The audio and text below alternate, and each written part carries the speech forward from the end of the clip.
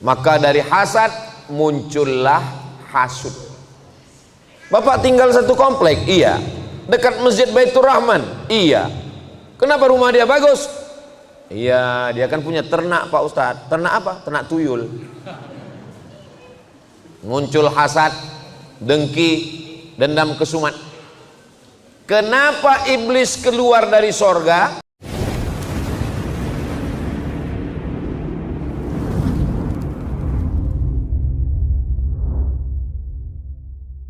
Assalamualaikum warahmatullahi wabarakatuh.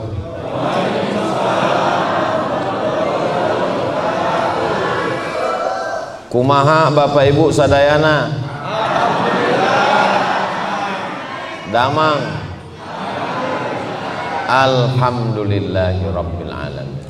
Allahumma salli ala sayyidina Muhammad wa ala ali sayyidina Muhammad.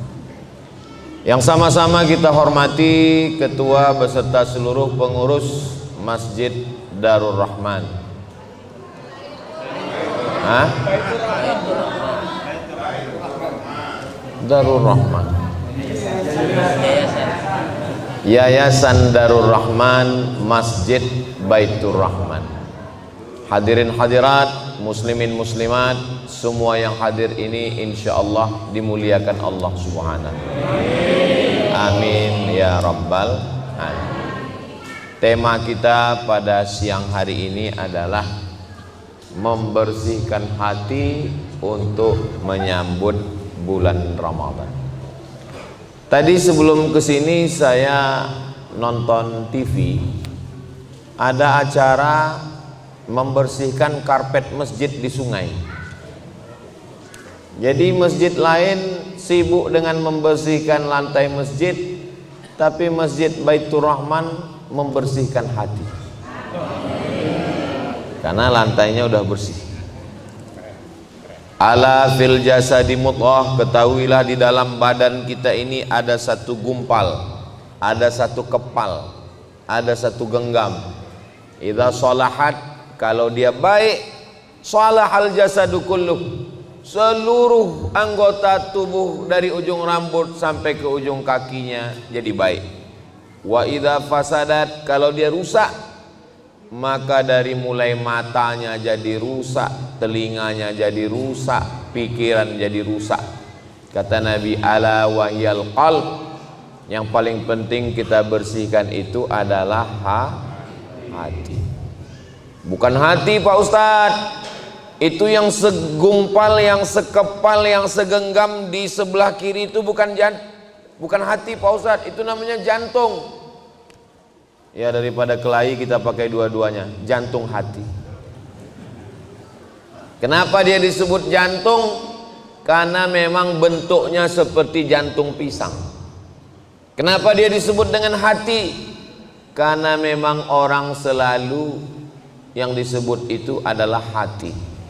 Saya berangkat tadi, kami berangkat dari Tasik Malaya ke Bandung. Bapak Ibu naik motor, naik mobil, ada gasnya di tangan, ada remnya, ada koplingnya, ada giginya di kaki. Tapi ketika kita di jalan yang tertulis hati, nggak ada kaki-kaki, nggak ada ditulis mata-mata. Padahal yang melihat adalah mata, yang nginjak rem adalah kaki, yang gas adalah tangan. Tapi kenapa disebut hati? Karena yang memerintahkan mata, memerintahkan telinga, memerintahkan tangan dan kaki adalah hati. Kalau hati sudah baik, maka semua menjadi baik. Panglimanya tubuh kita ini adalah hati. Makanya kalau kita baca dalam Al-Quran, pertama kali yang terkunci adalah hati. Bapak Ibu semua hafal ayatnya. Khatamallahu ala qulubihim, setelah hati terkunci, wa ala sam'ihim, setelah telinga, wa ala absarihim, hati dulu, baru telinga, baru mata. Kalau sudah hati terkunci, telinga tersumbat, mata tertutup, summum bukmun umyun fahum la yarji'un, tuli, peka, bisu, buta, maka mereka tidak akan mungkin bisa kembali ke jalan Allah. Mudah-mudahan kita diselamatkan hati kita ini. Jadi memang judul hari ini hebat juga yang buat judul ini, memang disuruhnya membersihkan hati. Kalau Nabi Muhammad SAW sebelum Isra Mi'raj, Ja'a Jibril, malaikat Jibril alaihi salam datang, bitistin min zahab, membawa mangkok terbuat dari emas, mamlu'atun bil hikmati wal iman, penuh dengan hikmah dan iman. Lalu kemudian jantung Nabi dibelah, summa ghasalahu bima'i zamzam, dibasuh, dicuci dengan air zam-zam. Lalu setelah itu summa afraghahu, diisi dengan hikmah dan iman, summa atbaqahu, lalu dirapatkan kembali. Nabi Muhammad begitu, kalau kita tidak begitu. Jadi jangan sampai selesai pengajian ini semuanya ke rumah sakit minta belah dadanya. Belahlah dadaku, akan kau dapati namamu di sana. Nama istri, bukan nama tetangga. Lalu kemudian bagaimana cara kita membersihkan hati ini? Penyakit hati ini banyak sekali. Wa min syarrin naffasati fil 'uqad wa min syarri hasidin. Penyakit yang paling mengerikan yang pertama adalah penyakit hasad. Apa itu hasad? Hasad itu kata Imam Al-Ghazali dalam kitab Ihya Ulumuddin, arti hasad, karahatun ni'mah 'alal mun'ami 'alaih, tidak senang melihat orang lain dapat nikmat. Itu hasad. Jadi kalau ada yang nggak senang melihat saya dapat kursi ini hasad. Karahatun nikmah, nggak senang melihat orang lain dapat nikmat. Ngelihat tetangga renovasi rumah, demam. Ngelihat tetangga beli kulkas, kita yang kedinginan. Ngelihat tetangga mobil baru, masuk ICU. Tapi kalau saya lihat ini masyarakat di daerah Yudhistira, iya itulah namanya. Ini kelihatannya jamaah Masjid Baitur Rahman ini orangnya hatinya bersih semua. Ustaz tahu dari mana? Dari wajahnya, dari senyumnya yang lepas. Seandainya jamaah ini orangnya busuk hati, dendam kesumat, hasad dengki, pasti wajahnya nggak bisa senyum cerah, tertahan senyum, dipancing ketawa dikit. Nah, kalau ada rasa nggak senang dalam hati kita ngelihat orang lain dapat nikmat, itu baru 50% kena penyakit hasad. Bagaimana cara melengkapinya jadi 100? Wa hubbu zawaliha, ingin supaya nikmat orang itu hilang. Pertama nggak senang rumahnya bagus, nggak senang mobilnya baru, nggak senang istrinya cantik. Ada lagi yang lebih hebat, apa dia? Wa hubbu zawaliha, ingin supaya nikmat orang itu hilang. Rumahnya bagus, gimana supaya nikmatnya hilang? Mobilnya bagus, pasang paku supaya bocor. Maka dari hasad muncullah hasud. Bapak tinggal satu komplek, iya. Dekat Masjid Baitur Rahman, iya. Kenapa rumah dia bagus? Iya, dia kan punya ternak Pak Ustadz. Ternak apa? Ternak tuyul. Muncul hasad, dengki, dendam kesumat. Kenapa iblis keluar dari sorga? Iblis keluar dari sorga bukan karena digoda setan. Karena semua setan anak buah iblis. Iblis itu GM-nya, General Manager-nya. Mohon maaf Pak GM, jangan tersinggung. Lalu kenapa iblis keluar dari surga? Iblis keluar dari surga bukan karena menyembah berhala, karena iblis tidak pernah nyembah patung, iblis nggak pernah nyembah pokok kayu. Iblis bertauhid kepada Allah. Lalu kenapa iblis keluar dari surga? Iblis keluar dari surga karena penyakit hasad. Hasad, bukan syirik, bukan munafik. Iblis keluar dari surga karena hasad. Hasadnya kepada siapa? Kepada Adam. Wa idh qulna lil malaikati isjudu li Adam. Wahai para malaikat semuanya, bersujudlah kamu kepada Adam. Fasajadu, semuanya sujud kepada Adam. Hasad iblis. Adam makhluk baru kemarin sore. Saya, kata iblis, sudah beribadah ribuan tahun. Iblis itu nama aslinya Azazil. Siapa namanya? Azazil. Beribadah 1000 tahun naik langit pertama. Beribadah 1000 tahun naik langit kedua. Beribadah 1000 tahun naik langit ketiga. Beribadah 7000 tahun naik langit ketujuh. Selevel dengan malaikat. Wah, ini langit ketujuh ini. Tapi ada makhluk yang baru diciptakan kemarin sore, tiba-tiba disuruh semua malaikat bersujud kepada Adam. Enak aja, kata iblis, muncul hasad, dengki, nggak senang melihat nikmat yang diberikan Allah kepada Adam. Fasajadu, semuanya bersujud illa iblis. Iblis nggak mau. Lalu Allah bertanya kepada iblis. Allah bertanya bukan Allah nggak tahu, Allah maha tahu. Kenapa Allah bertanya? Allah ingin ngasih tahu kepada manusia. Ma mana'aka alla tasjuda li Adam. Kenapa kamu tidak mau sujud kepada Adam? Apa kata iblis? Khalaqtani min nar. Kau ciptakan saya dari nar, dari api. Wa khalaqtahu min tin. Dia kau ciptakan dari tanah, warnanya hitam, letaknya rendah, baunya busuk. Saya dari api, merah, menyala abangku. Enak aja saya mau sujud sama dia, nggak mau. Apa kata Allah?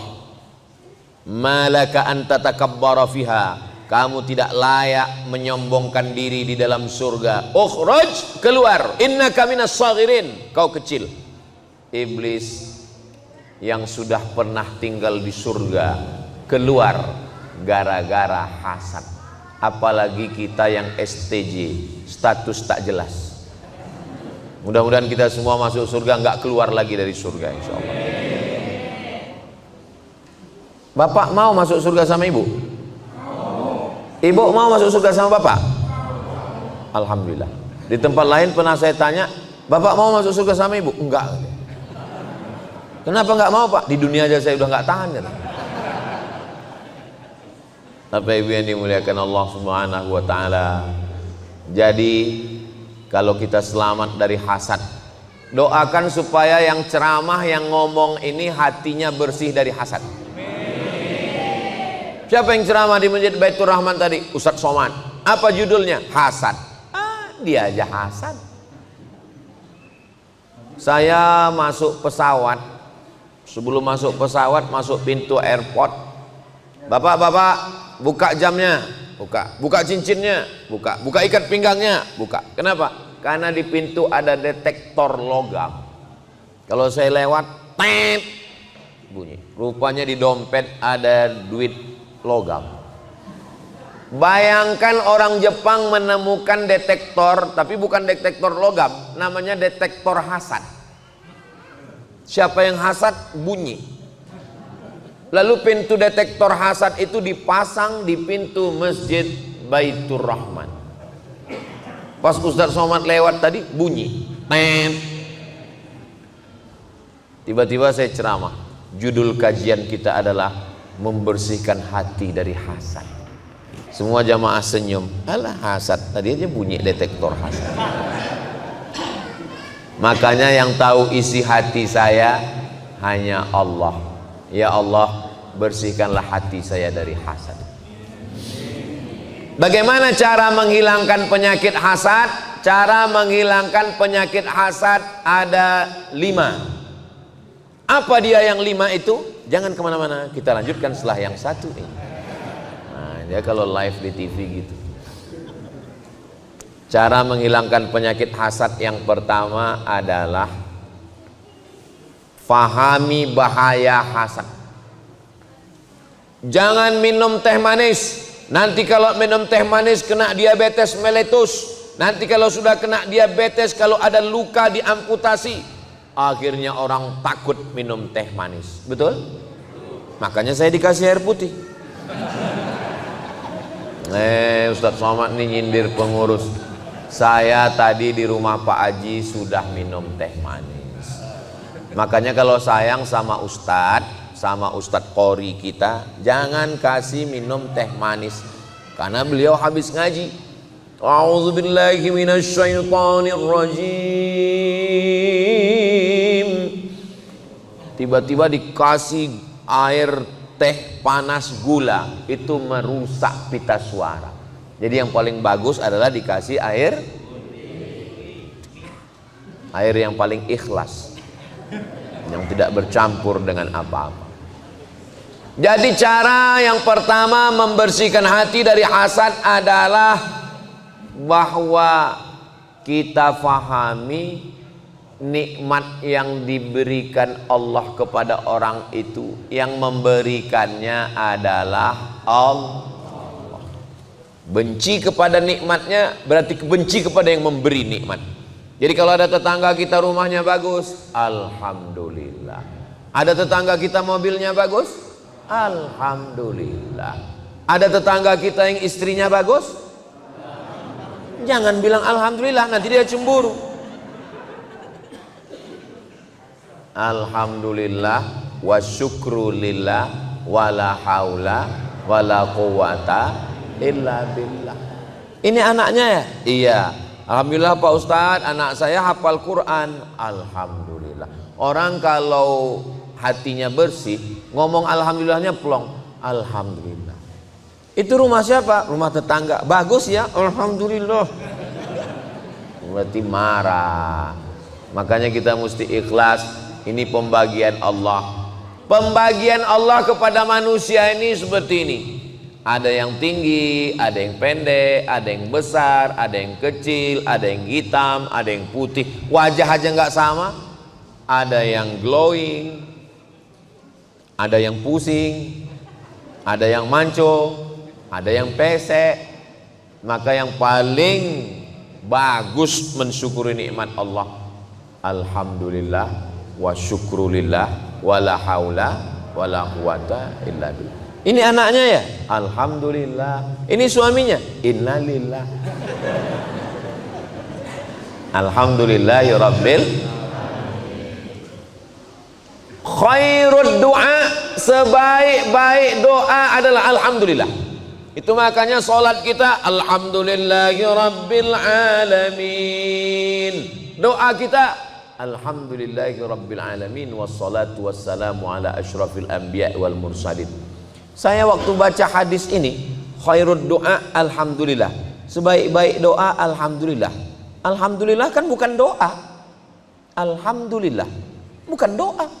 Alhamdulillah kan pujian kepada Allah. Kenapa dikatakan alhamdulillah sebaik-baik doa? Karena ketika kita mengucapkan alhamdulillah, berarti kita bersyukur pada Allah. Allah berjanji, la in syakartum azidannakum. Kalau kamu bersyukur punya tetangga yang baik, diberi tetangga yang lebih baik. Bersyukur punya mobil yang baik, diberi mobil lebih baik. Bersyukur punya anak yang baik, diberi anak yang lebih baik. Bersyukur punya istri yang baik, istrinya bertambah baik. Ibu jangan marah dulu, sendalnya jangan dilempar ke bawah. Dari hasad dengki. Yang kedua, bahayanya. Apa bahayanya kalau kita banyak makan santan? Kolesterol. Apa bahayanya banyak makan kacang emping melinjo? Banyak juga yang udah kena ini. Apa bahayanya kalau operasi plastik masuk silikon ke wajah? menggumpal penyakit hidung, dagu, pipi, bernanah. Nanahnya kata dokter mesti dibelah, wajahnya jadi cacat.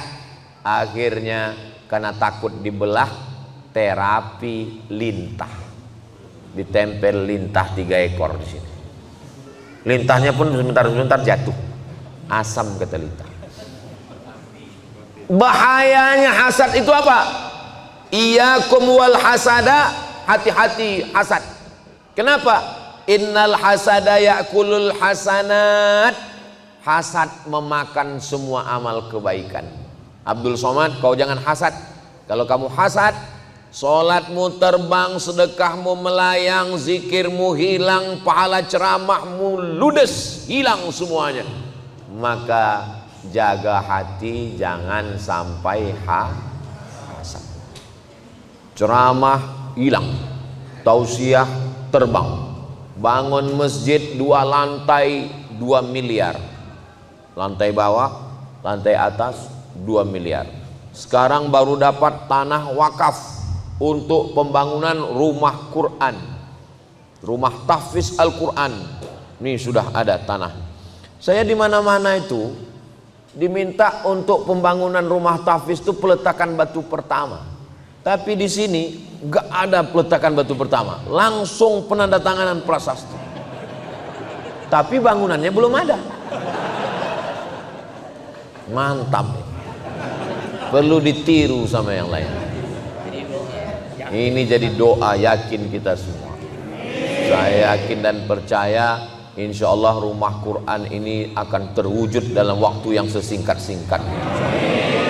Ini kalau dilihat dari senyumnya Bapak Ibu ini, orangnya nggak ada yang punya utang.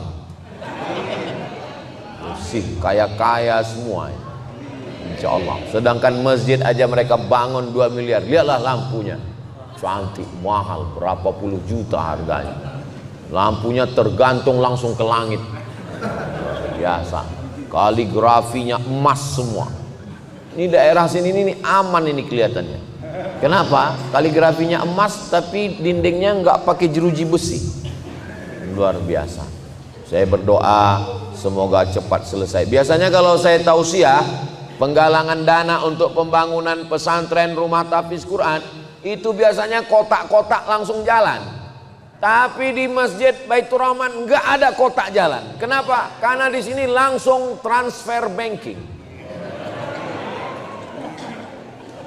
Langsung keluar handphone, langsung scan QRIS, langsung ketik pembangunan rumah tahfiz Quran Yayasan Darul Rahman Pondok Dustira.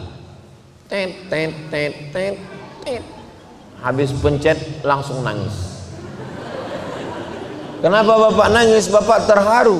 Bukan Pak Ustadz. Terus salah ketik. Rencana mau nyumbang 100.000. Rupanya terketik nolnya 6 kali. 1 juta. Mudah-mudahan semua salah ketik. Amin.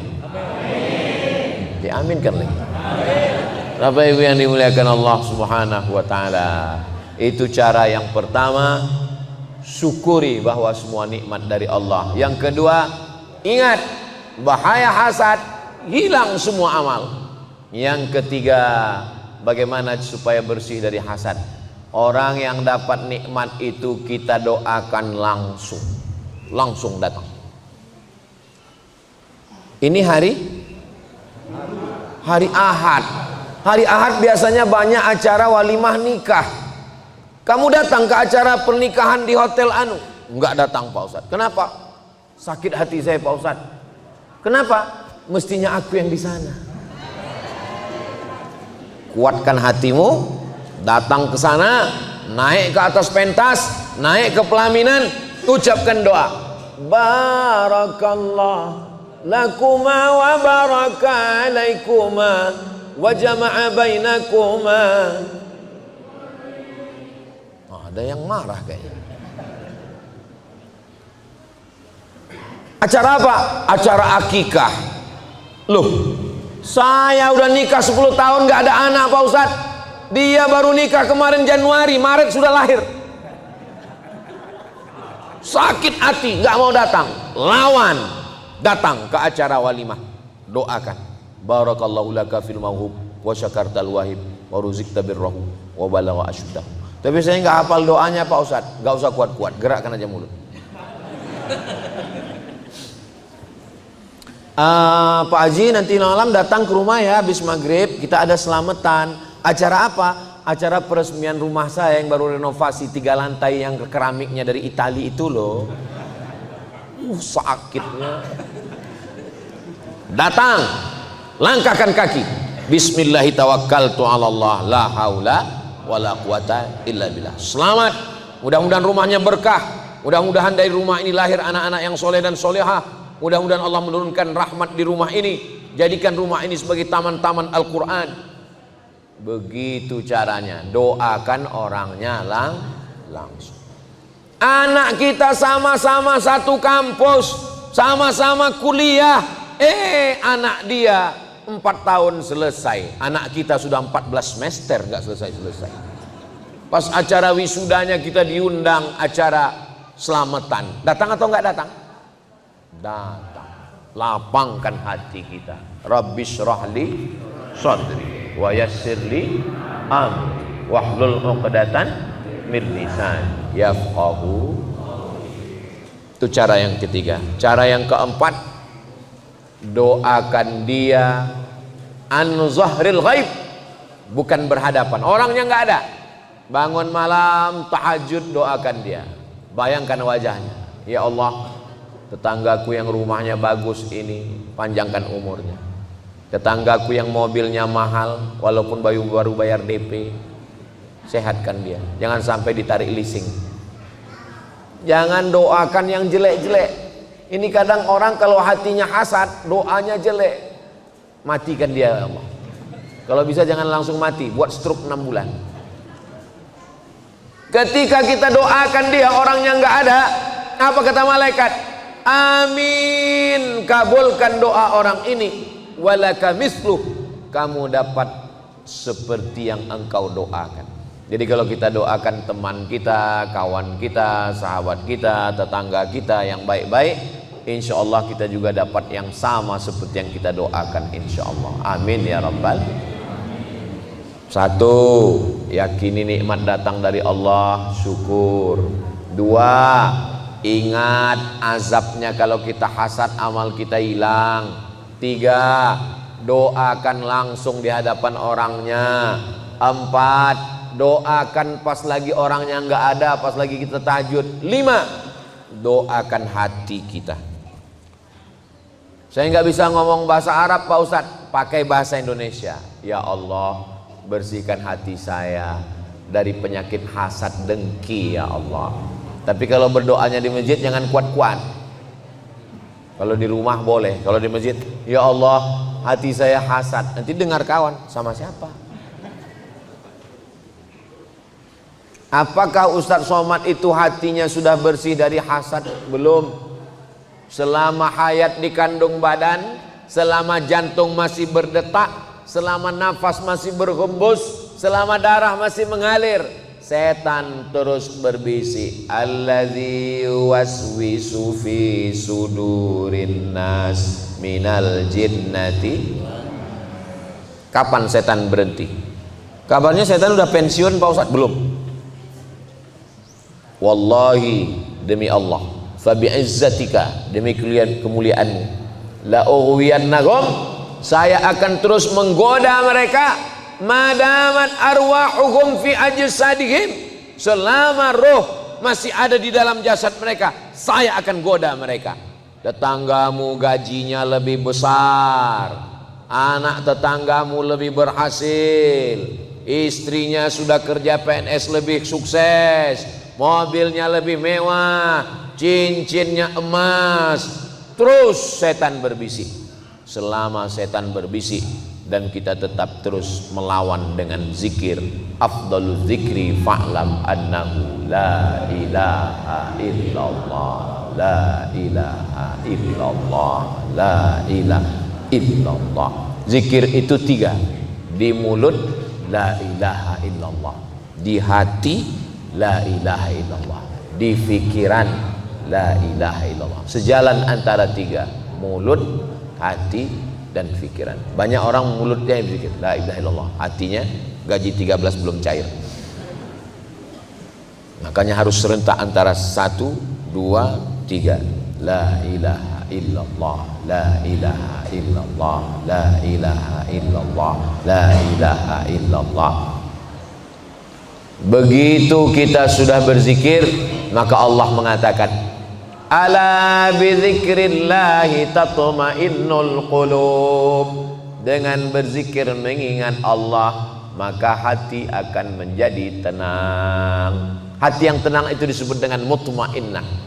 Ya ayyatuhan nafsul mutmainnah.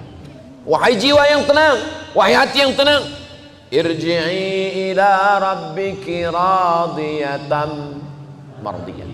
Kembalilah engkau kepada Allah. Allah ridha kepadamu dan kau pun ridha kepada Allah. Fadkhuli fi ibadi. Masuklah ke dalam golongan hamba-hambaku. Wadkhuli jannati. Masuklah ke dalam surga. Orang yang masuk surga itu yang hatinya bersih. Yauma la yanfa'u malu wala banun. Hari itu tidak ada gunanya harta, tidak ada gunanya anak.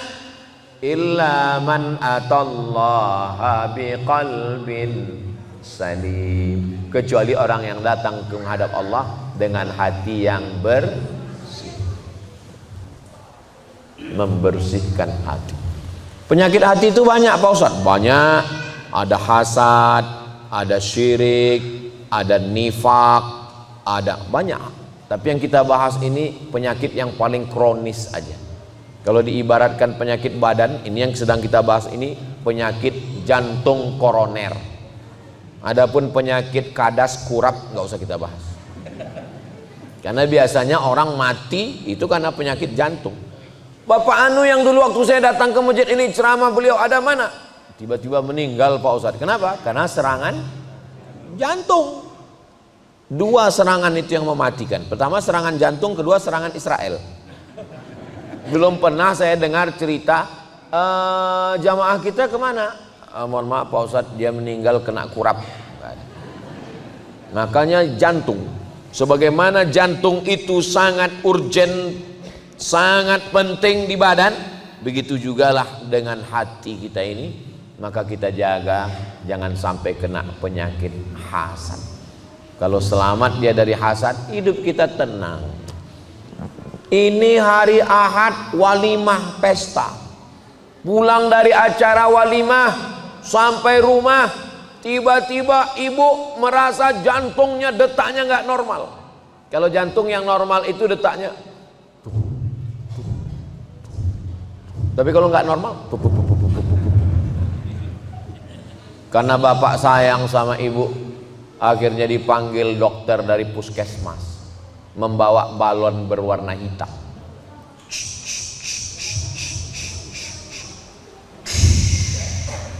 Jangan jauh-jauh dari rumah ya Bu. Kenapa? Ini tensinya 180/150. Jangan jauh-jauh. Kenapa jangan jauh-jauh? Susah ngurus jenazahnya. Tadi ada makan daging kambing? Enggak ada. Makan soto kambing? Enggak ada. Makan sate kambing? Enggak ada. Makan gulai kambing? Enggak ada. Ternyata bukan salah kambing. Salah jadi mana? Waktu kondangan tadi ada teman gelangnya besar betul.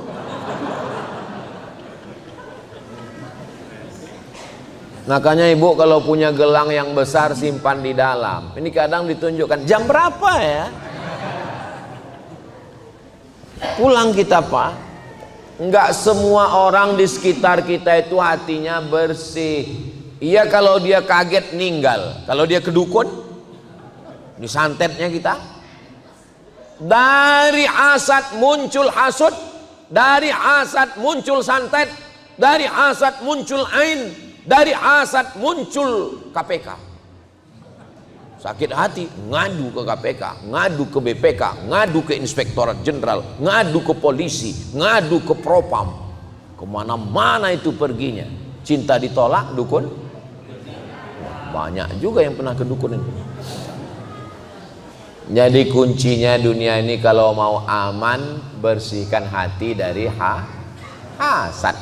Insya Allah kita semua ini menyambut bulan suci Ramadan ini, pakaian udah bersih, lantai karpet masjid sudah bersih, lingkungan sudah bersih, tapi yang paling penting adalah hati. Tapi jangan dibalik, jangan dibalik, jangan sampai besok pagi bapak masuk kantor nggak mandi, sampai di kantor, sampai di ruko, sampai tempat kerja ditanya, itu tahi matamu sebesar bakso, kamu nggak mandi. Allah hanya melihat hati kita.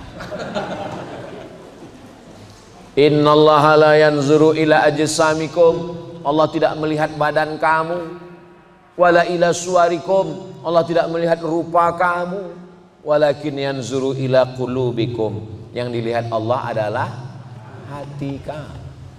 Allah melihat hati. Seandainya yang dilihat Allah itu wajah, dan yang masuk surga itu cuman yang putih, berapa lama kita mesti minum skincare? Seandainya masuk surga itu karena wajah, dan yang masuk surga itu cuman yang mancung, kita urutan yang keberapa? Eropa, Australia, Arab, habis itu barulah kita, Arab maklum, Arab cemas. Tapi karena yang dipandang itu bukan hidung, bukan kulit, tapi yang dipandang adalah hati. Kita tinggal bersihkan saja hati. Makanya selesai bersih wajah, bersih tangan, bersih kepala, bersih telinga, bersih kaki, terakhir bersihkan hati. Asyhadu an la ilaha illallah syarikalah wa asyhadu anna muhammadan abduhu wa rasuluh. Allahumma ja'alni minat tawwabin wa ja'alni minal mutatahhirin wa ja'alni min ibadikas sholihin. Subhanallah walhamdulillah wa la ilaha Muhammad. Tadi saya mulai jam 1.15, sekarang sudah jam 2 kurang. Jadi Ustadz Somad ceramahnya 40 menit, sisanya jawab pertanyaan berikut. Jangan kemana-mana. Bagaimana jika kita, terutama ibu-ibu, punya utang puasa dan belum menggantinya pada saat bulan Ramadan berikutnya telah tiba? Masih ada kesempatan mengganti 6 hari lagi. Senin, Selasa, Rabu, Kamis, Jumat, 5 hari lagi masih sempat. Ibu kemarin tinggalnya berapa hari? 7 hari. Bapak berapa hari? 17 hari. Masih ada kesempatan menggantinya 5 hari lagi. Niatnya besok saya niat puasa qadha lillahi ta'ala. Qadha, bukan kodok. Qadha, mengganti. Siapa yang puasa qadha besok dapat 3. 1, qadhanya lunas. 2, dapat pahala puasa sunat Senin. 3, dapat pahala puasa sunat Sya'ban. Tapi katanya kalau udah lewat nisfu Sya'ban nggak boleh puasa lagi, Pak Ustadz. Hadisnya sahih, idzan tasafa Sya'ban fala tasumu. Kalau sudah lewat nisfu Sya'ban nggak boleh puasa lagi. Bagi yang nggak biasa puasa sunat, nggak boleh. Tiba-tiba besok puasa sunat. Mama nggak masak hari ini, kita puasa sunat Pak. Tapi kita sebelumnya nggak pernah puasa. Ya kita hijrah habis ceramah Ustadz Somad kemarin. Nggak boleh, karena sebelumnya nggak terbiasa puasa sunat. Tapi bagi yang terbiasa boleh. Dan yang boleh adalah puasa ganti. Nah, yang bisa digantikan cuma 5 Pak Ustadz. Senin, Selasa, Rabu, Kamis, Jumat. Sementara utang saya 7. Ada 2 hari lagi yang belum. Ramadan tahun lalu belum dibayar sampai Ramadan sekarang. Kalau lewat Ramadan ini berarti dia kena denda. Qadha 2 hari plus fidyah. Qadha 2 hari bayar utang, fidyahnya karena lalai dalam setahun ini nggak mengganti, maka dia kena denda, bayar fidyah. Fidyahnya sehari berapa Pak Ustadz? 3 kali makan. Makan pagi, makan siang, makan malam, menurut standar lontong internasional. Ya beda dong harga lontong di Riau dengan di Bandung. Pakai standar yang dibuat Basnas. Basnas DKI menetapkan 1 hari fidyah 60.000. Makan pagi, makan siang, makan malam. Jadi habis Ramadan, utang 2 hari kemarin, bayar 2 hari plus bayar fidyah. Fidyah 2 hari sama dengan 120.000. Bayarnya ke siapa? Fidyatun ta'amu miskin. Fakir apa miskin? Miskin. Apa beda fakir sama miskin? Orang tua renta, hidup sebatang kara, istri anak enggak ada kerja, fakir. Buruh cuci, setrika, mohon maaf, pendapatan sebulan 1 juta, kebutuhan hidup 2 juta, dapatnya 1, itu namanya enggak ada income sama sekali, fakir. Ada income tapi enggak cukup, miskin. Income-nya banyak tapi enggak pernah merasa cukup, koruptor. Orang tua saya Pak Ustadz umurnya 70 tahun, nggak bisa puasa, terus dia qadha atau fidyah.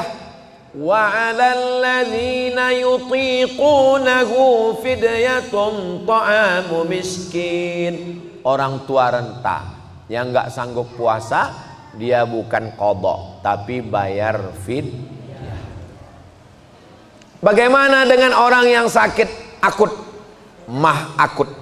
Kemana-mana bawa tas laptop, tapi isinya roti gabin. Kalau terlambat sedikit, sakit. Mah akut. Biasanya yang kena penyakit mah ini orang yang sudah punya istri. Mah, maka dia bayar fidyah. Tapi kalau sakitnya cuman di Ramadan aja, di Syawal nanti sehat, fa'iddatum min ayyamin ukhar, ganti di hari yang lain. Dah, yang tua renta bayar fidyah, yang sakit akut bayar fidyah, yang sakitnya cuma di Ramadan diganti di hari yang lain. Yang musafir, faman kana minkum maridan aw ala safarin, siapa yang musafir jaraknya bisa qasar salat 89 km, kira-kira dari Bandung ke Pekanbaru Riau bisa nggak ya? Bisa sekali, bisa 89 km. Maka boleh dia nggak puasa, nanti diganti di hari yang lain. Bagaimana dengan ibu yang mengandung dan menyusui? Ibu yang mengandung anak dan menyusukan anak, kalau dia tidak puasa karena dirinya, dia nggak puasa karena dirinya, maka dia qadha di hari yang lain. Nanti setelah anaknya umur 3 tahun, 4 tahun, udah bisa puasa. Istri saya suruh puasa, udah bisa puasa. Tahun pertama mengandung, tahun kedua menyusukan anak, tahun ketiga menyusukan anak, tahun keempat adiknya muncul. Anak ibu berapa? 12 Pak Ustaz. Nanti besarkan, catat aja dulu utang, catat. Nanti setelah anak umur 5 tahun sudah bisa ganti. Itu kelihatannya aja banyak, kelihatannya. Kalau dilaksanakan tertib dikit. Cara kodoknya begini: Senin Kemis, Senin Kemis, Senin Kemis, Senin Kemis. 1 bulan berapa hari? 8. 10 bulan 80 hari, 11 bulan 88 hari, tambah 2 hari 90. Badan sehat, selamat dari kolesterol, selamat dari racun pestisida, badan fit, dan irit uang belanja. Jadi bagus ibu qadha. Saya kalau tentang masalah qadha ini selalu ibu, karena ibu mengandung, ibu menyusukan anak. Tapi kadang bapak-bapak pun puasanya lebih banyak tinggal daripada ibu-ibu. Itulah untungnya kalau punya suami yang baik. Dia akan ingatkan ibu, mama, puasa kamu sudah diqadha atau belum? Tapi kalau dapat suami Fir'aun, mudah-mudahan cepat tenggelam di Laut Merah. Jangan diaminkan, nanti mati betulan. Bapak, adik-adik, laki-laki, kalian nanti punya istri perempuan, maka kalian suruh dia mengqadha puasa. Jangan sampai kalian marah kalau istrimu puasa. Apa ini puasa? Puasa apa ini puasa? Istrinya nggak berani ngelawan. Kalau istrinya berani ngelawan, aku ini puasa karena menghamilkan anakmu. Coba kau letakkan di tabung 3 kilo. Apa hukum minum obat pencegah haid agar puasanya bisa penuh? Pil pencegah haid hanya difatwakan ulama untuk pergi haji dan umroh. Nunggu haji 30 tahun, sampai di Makkah mau tawaf nggak bisa, maka daruratnya tingkat tinggi. Dia pergi ke dokter, dokter kasih obat pencegah haid supaya ketika sampai di Makkah dia bisa tawaf, habis tawaf sa'i, habis itu tahallul. Tanggal 8 pergi ke Mina, tanggal 9 ke Arafah, tanggal 10 ke Musdalifah ke Mina, melontar jumrah ula wusta Aqabah, kembali tanggal 12 ke Makkah tawaf ifadah, sa'i tahallul, selesai. Karena nunggunya 30 tahun.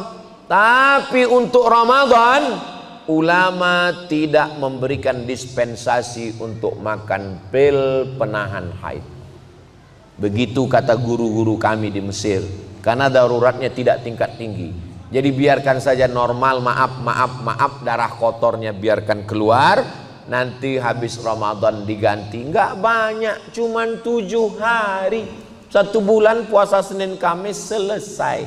Enggak banyak itu insya Allah. Mudah-mudahan nanti di bulan Syawal ada namanya puasa 6. Man shoma Ramadan, siapa yang puasa Ramadan, summa atsba'ahu sittan min Syawal, diiringi puasa 6 hari di bulan Syawal, kana kasyamid dahri, dapat pahala seperti puasa sepanjang tahun. Nanti pada saat bulan Syawal niatnya niat qadha. Kata Imam Zakaria Al-Ansari dari kalangan mazhab Syafi'i. Nanti Bapak Ibu panjang umur, sehat badan, ziarah ke makam Imam Syafi'i di Kairo, Mesir. Amin. Nanti kita berangkat umroh bersama, ongkos tanggung masing-masing. Ziarah ke makam Imam Syafi'i, di sampingnya ada makam Imam Zakaria Al-Ansari. Imam Zakaria Al-Ansari berfatwa, dikutip pendapatnya oleh Syekh Atiyah Saqar dalam kitab Fatawa Al-Azhar, orang yang puasa qadha 6 hari di bulan Syawal otomatis dapat pahala puasa sunat Syawal, tapi niatnya niat qadha. Kertas terakhir ini, jamaah ini serius sekali, diketik, di print. Bayangkan kalau saya tidak jawab, didoakannya saya mati disambar geledek.